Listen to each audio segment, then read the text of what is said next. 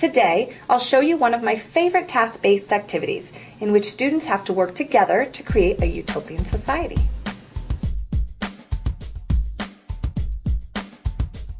In task-based learning, students have to complete a task either individually or in groups. Today, my students will be in groups, so we would call this consensus building. They're going to work together to design their own ideal societies. I'll begin by eliciting some social problems in the U.S. and the students' home countries and write them on the board. This will get them thinking about things in society they would like to change and prepare them for the task ahead. I downloaded a blank map from the internet, and I'm going to tell my students that they have an uninhabited island on which they can create their own perfect country. They have to decide where they will build things such as the airport, school, bank, etc., and draw them on the map. I've also prepared a list of things they should decide while they work, such as the name of the country, what laws they have, how people dress, customs, holidays, etc. I want to encourage as much detail as possible. When they're finished, I'll have each group make a short presentation on their utopia to the class. Then we'll discuss whose utopian society would work best. Throughout the activity, I'll be listening carefully and making note of some of the mistakes my students make, then address them at the end of class. But today, what we are going to do is we are going to have the opportunity to create our perfect society. And what do you think that is called? If you had a perfect country, a perfect place. A magic world. A magic world, very good. Fantasy. If there were a perfect place, a dream world, this would actually be called utopia. You guys have heard that?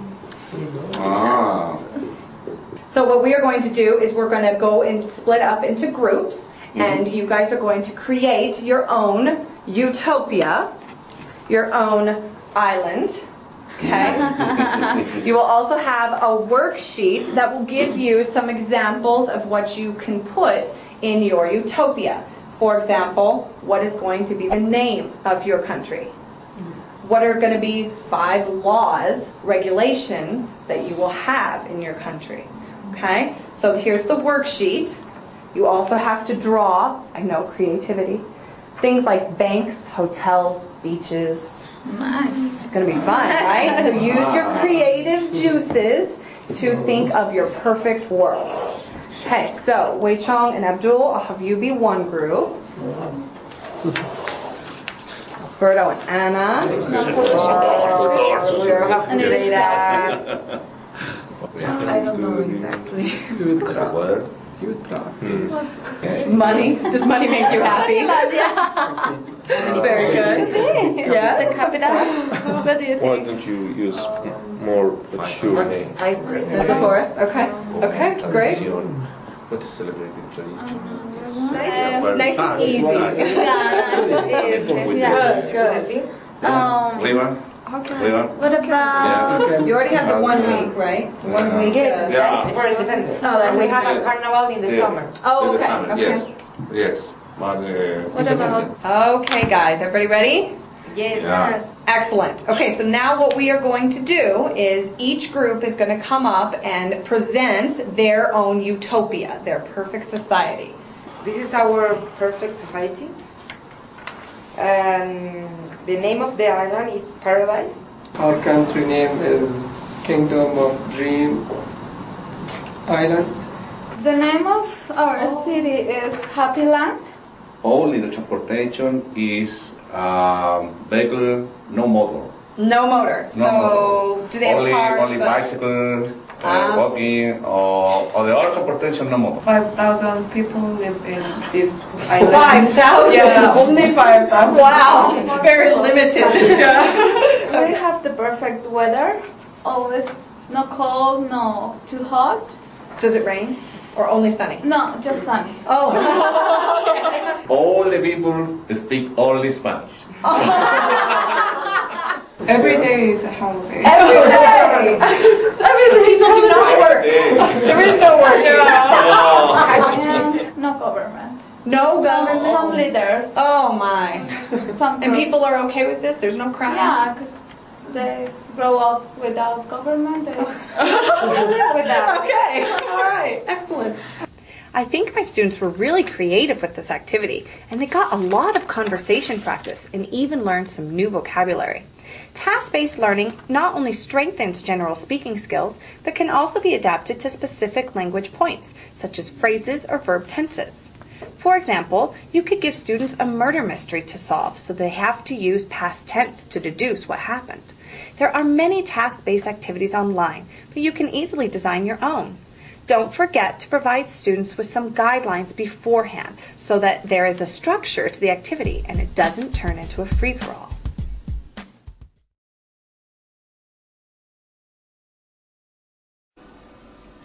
So, welcome, and please, I want you to start reading the list of terms I have given to you, because today we're going to continue working on finding areas of triangles. So please let's start reading the concepts, those list of concepts. I'm going to start by describing the first.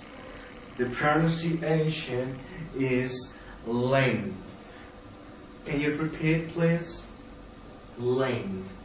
Do you remember that we were describing this phonetic symbol some classes ago? You remember it from your English classes? Very well. So the pronunciation is? Very well. So that's the pronunciation. So the pronunciation of this word is? Very well. It is length. Now, Tom, can you give me the definition of the length, please? Thank you very much. It is very concise. Now, here we have another definition, which is the height.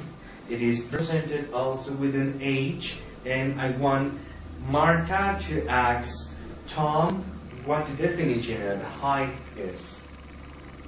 Yeah, ask him. Look, this is the question. Can you please tell me what a height is? Yeah, please ask him. Very well. So, what's the answer?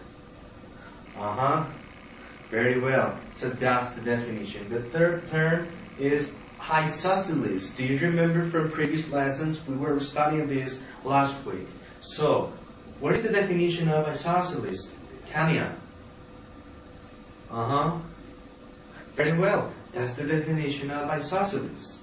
Now, next. The next definition is the word congruent. So I want Matthew to ask Tom what the definition is. Yes, please? Yes, remember. Can you please tell me what congruent is? Yeah, tell him. Very well. And the answer is? Perfect. Very well. That's excellent. Now, do you remember what a right triangle is? Can you please give me the definition? Right triangle? Yes. The right triangle is the triangle which has a right angle. And Martha, what is the name of the side opposite to the right angle? Yes, very well. It is called hypotenuse. Okay, so let's continue with